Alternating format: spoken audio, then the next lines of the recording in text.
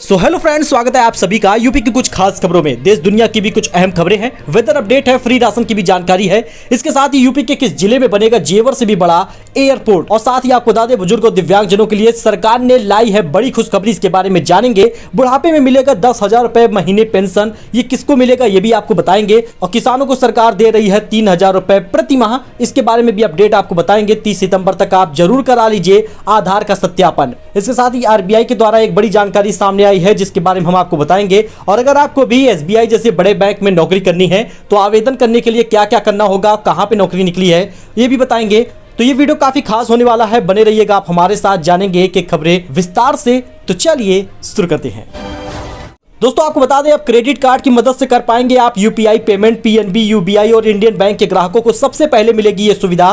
दरअसल आपको बता दें दोस्तों, यूनियन बैंक ऑफ इंडिया और पंजाब नेशनल बैंक और साथ ही इंडियन बैंक ने यूपीआई का इस्तेमाल करके क्रेडिट कार्ड से पेमेंट करने की शुरुआत की है। भारत में Punjab national bank, union Bank of India और इंडियन बैंक और भीम ऐप के माध्यम से इसे रुपए कार्ड, क्रेडिट कार्ड और यूपीआई के साथ लाइव होने वाले पहले बैंक होंगे। इससे पहले फेडरल बैंक यूएई के लुलु एक्सचेंज के साथ बीपीपीएस क्रॉस के साथ लाइव होने वाला यह पहला बैंक बना था। यूनियन बैंक ने दी है ये जानकारी, आपको इसका लाभ अब मिलेगा। आप यहाँ पे यूनियन बैंक का ट्वीट भी देख सकते हैं जिसमें लिखा है, Union Bank of India is chosen bank to offer UPI payment on RuPay and PCI. यानी यूनियन बैंक क्रेडिट कार्ड के जरिए अनाउंस किया है आरबीआई गवर्नर के द्वारा। ये बड़ा अपडेट सामने आया है जिसके बारे में मैंने आपको बताया है। यानी दोस्तों आप क्रेडिट कार्ड की मदद से कर पाएंगे आप यूपीआई पेमेंट। अच्छा, इसके साथ ही आधार वेरिफिकेशन हो गया है जरूरी। जी हां, 30 सितंबर तक करा लीजिए आधार का सत्यापन, नहीं तो रुक जाएगी आपकी वृद्धा पेंशन। जी हां दोस्तों, जान लीजिए यूपी के आप किसी भी जिले में रहते हो, चाहे वाराणसी, सीतापुर, सुल्तानपुर, कानपुर नगर, कहीं पर भी 30 सितंबर तक आधार सत्यापन कराने वाले वृद्धा पेंशन लाभार्थियों को पेंशन रुक सकती है। अगर आपने 30 सितंबर तक आधार सत्यापन नहीं कराया तो आपको यह मौका नहीं मिलेगा दोबारा। शासन ने 30 सितंबर तक आधार सत्यापन कराने की अंतिम तारीख तय की है। जिन लोगों ने आधार सत्यापन करा लिया है उनके खाते में पेंशन आ चुकी है, और किसी कारण नहीं आई है तो उनका अकाउंट नंबर गलत था या फिर मिसमैच हो रहा था। यही कारण है कि आप 30 सितंबर तक जल्द से जल्द आधार सत्यापन करा ले, जिससे आपको वृद्धा पेंशन का पैसा आपके अकाउंट में मिल जाए। वही राशन की खबरें आप जान लीजिए। राशन डीलर ने बेच दिया 40 क्विंटल राशन, मुकदमा उसके ऊपर दर्ज हुआ है। दरअसल 40 क्विंटल राशन बेचने पर राशन डीलर पर मुकदमा दर्ज कराया गया है। पुलिस इस मामले की जांच कर रही है। अलीगंज के एआरओ रामदत्त राम ने बताया कि 12 सितंबर को ब्लॉक क्षेत्र के गांव दादूपुर के राशन डीलर आसू यादव ने यहां पर निरीक्षण किया था। निरीक्षण जो मशीन में राशन होना चाहिए था वह मौके पर नहीं मिला, और गाँव के लोगों ने भी शिकायत की कि जो तौल किया जा रहा है राशन उसमें भी उनको कम मिल रहा है। इसकी जांच पर रिपोर्ट उच्च अधिकारियों के पास भेज दी गई। मुकदमा दर्ज कराने का आदेश दिया था। राशन की कालाबाजारी करने के आरोप का मामला दर्ज हुआ है। अच्छा, इसके साथ ही यूपी पॉलिटिक्स का थोड़ा सा न्यूज इसमें है। 24 घंटे में सपा को लेकर बदल गए मायावती के तेवर, अब इस वजह से बताया लाचार और कमजोर। जी हां, आपको बता दें दोस्तों, बसपा प्रमुख मायावती ने मंगलवार को समाजवादी पार्टी के पैदल मार्च के समर्थन में ट्वीट किया था। हालांकि 24 घंटे में ही उनका रुख बदल गया। दरअसल उत्तर प्रदेश में विधानसभा सत्र के पहले दिन ही समाजवादी पार्टी ने अखिलेश यादव के नेतृत्व में पैदल मार्च निकाला था। मार्च को लखनऊ पुलिस ने रोक दिया था, जिसके बाद बसपा प्रमुख मायावती ने ट्वीट करके बीजेपी सरकार पर निशाना साधा था। लेकिन मायावती ने ट्वीट करके अब क्या लिखा इसे भी समझिए। मायावती ने पहले ट्वीट में तो सपा सरकार का समर्थन किया, लेकिन दूसरे ट्वीट में उन्होंने क्या लिखा, उन्होंने लिखा कि यही कारण है कि बीजेपी सरकार को यूपी की करोड़ों जनता के हित व कल्याण के विरुद्ध पूरी तरह से निरंकुश व जन विरोधी सोच व कार्यशैली के साथ काम करने की छूट मिली हुई है। विधानसभा में भारी संख्या बल होने के बावजूद सरकार के विरुद्ध सपा काफी लाचार व कमजोर दिखती और अति चिंतित दिख रही है। अच्छा, मर्यादा पुरुषोत्तम राम की लीला के मंचन में तार तार हो रही है मर्यादा। जी हां, पुलिस प्रशासन ने भी सिले है ओठ। दरअसल आपको बता दें दोस्तों, रामलीला मंचन पर एक और जहां लोग मर्यादा पुरुषोत्तम के चरित्र से सीख लेते हैं, वहीं दूसरी ओर उत्तर प्रदेश के बिजनौर में रामलीला मंचन के दौरान जमकर मर्यादा तोड़ी जा रही है। सोशल मीडिया पर रामलीला मंचन की कुछ ऐसी वीडियो इन दिनों वायरल हो रही है जो शर्मसार कर रही है। हालांकि ऐसा पहली बार नहीं है जब रामलीला मंचन के दौरान आपत्तिजनक नृत्य का मामला सामने आया है, लेकिन पुलिस इसके लिए कोई सख्त कदम नहीं उठाती। इन दिनों विभिन्न स्थानों पर रामलीला का मंचन किया जा रहा है। बिजनौर के हल्दौर में रामलीला के मंचन के दौरान आयोजकों ने सारी सीमाएं लांघ दी। सोशल मीडिया पर ऐसी कई वीडियो वायरल हो रही है जो जिले के अल्दौर, फीना, स्योहारा समेत अन्य कई जगहों की बताई जा रही है। वहीं दूसरी ओर इन सब के बावजूद पुलिस और प्रशासन मूक दर्शक बने हुए हैं। तो राशन विक्रेताओं के फंसे हैं करोड़ों रुपए, महीनों से नहीं मिला चना तेल, नमक और चीनी का कमीशन। दरअसल यूपी में राशन विक्रेताओं को शासन से 90 रुपए प्रति क्विंटल के हिसाब से कमीशन देती है। यही कोटेदार की कमाई का जरिया है। लेकिन प्रदेश भर में कहीं 3 से कहीं 7 महीने से कमीशन की राशि नहीं मिल पाई। मुरादाबाद मंडल में तो फरवरी से अब तक का कोई कमीशन नहीं मिला। मंडल के 4 जिलों में ही सिर्फ कमीशन का 14 करोड़ 68 लाख रुपए बाकी है। इसी तरह आगरा में 3, लखनऊ में 7, अलीगढ़ में 5.5, मेरठ में 2, गोरखपुर में 16, बस्ती में 5, सिद्धार्थनगर में 6 करोड़ रुपए का कमीशन बाकी है। उत्तर प्रदेश में लगभग सभी जिलों की तस्वीर ऐसी ही है।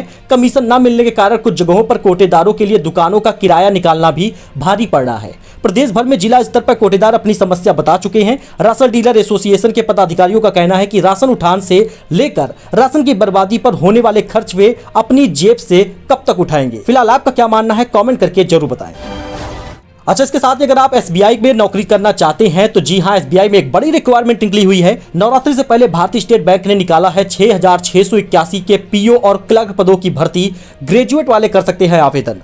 एसबीआई में सरकारी नौकरी के इच्छुक उम्मीदवारों के लिए इस समय बम्पर भर्ती के मौके हैं। देश के सबसे बड़े और सार्वजनिक क्षेत्र के बैंक भारतीय स्टेट बैंक ने नवरात्रि से पहले स्नातकों के लिए हजारों नौकरियों का विज्ञापन जारी किया है। बैंक द्वारा किसी भी विषय में स्नातक उम्मीदवारों के लिए 5008 क्लर्क पदों पर भर्ती के लिए अधिसूचना जारी करते हुए आवेदन प्रक्रिया 7 सितंबर से शुरू करने के बाद अब 1673 प्रोबेशनरी ऑफिसर यानी पीओ पदों पर भी भर्ती के लिए नोटिफिकेशन आज 22 सितंबर को जारी करते हुए एप्लीकेशन प्रोसेस आज से ही शुरू कर दिया है। एसबीआई पीओ क्लर्क के लिए लगभग 6,681 पदों पर भर्ती के लिए आवेदन अलग अलग करने होंगे और इन्हें बैंक की आधिकारिक वेबसाइट sbi.co.in पर ऑनलाइन किया जाएगा। तो अगर आप भी आवेदन के इच्छुक हैं तो तुरंत आवेदन करें, जिससे आपको इसमें काम करने का मौका मिले। अच्छा, इसके साथ ही किसान को सरकार दे रही है हर महीने 3,000 रुपए की पेंशन। जानिए क्या है पात्रता।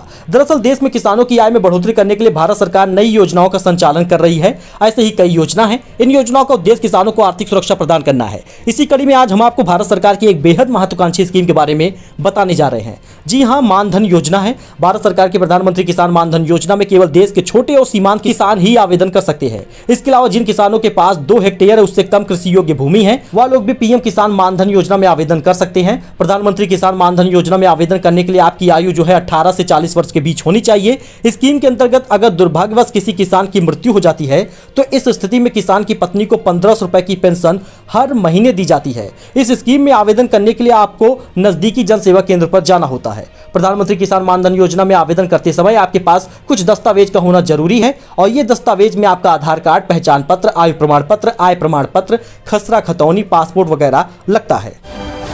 दोस्तों, बुढ़ापे में मिलेगा 10,000 रुपए महीने का पेंशन। जानिए क्या है ये सरकारी स्कीम। जी आपको बता दें, बुढ़ापे में अगर आप भी 10,000 रुपए महीना पेंशन पाना चाहते हैं और अपने बुढ़ापे को सिक्योर करना चाहते हैं तो जी हाँ, PMVVY योजना देगी 10,000 रुपए की पेंशन। बुढ़ापे में पेंशन का सहारा देने के लिए केंद्र सरकार प्रधानमंत्री वय वंदन योजना चला रही है। इस योजना का सबसे खास बात यह है कि इसका फायदा बहुत थोड़े अमाउंट को जमा करने के बाद तुरंत मिलने लगता है। हालांकि इसमें बढ़े हुए अमाउंट का फायदा 10 साल बाद से मिलना शुरू होता है।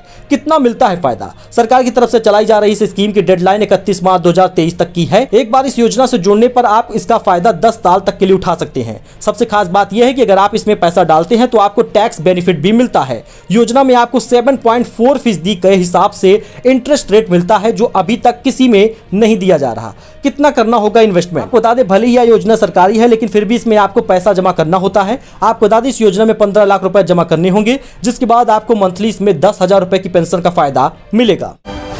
वहीं दोस्तों, यूपी के इस जिले में बनेगा जेवर से भी बड़ा एयरपोर्ट। शासन के निर्देश पर भेजा गया है प्रस्ताव। दरअसल आपको बता दें, यूपी में देश का सबसे बड़ा एयरपोर्ट नोएडा के पास जेवर में बन रहा है। अब उससे भी बड़ा एयरपोर्ट यूपी में ही बनने की तैयारी हो रही है। उन्नाव के नवाबगंज में जेवर से भी बड़ा इंटरनेशनल एयरपोर्ट बनाने का प्रस्ताव पास किया गया है। शासन के निर्देश पर केडीए ने राज्य राजधानी क्षेत्र के तहत जो कॉन्सल्ट प्लान बनाया है उसमें नवाबगंज पक्षी विहार से एयरपोर्ट की न्यूनतम दूरी 5 किलोमीटर रखी है, ताकि पक्षियों के हैबिटेट पर कोई असर ना पड़े।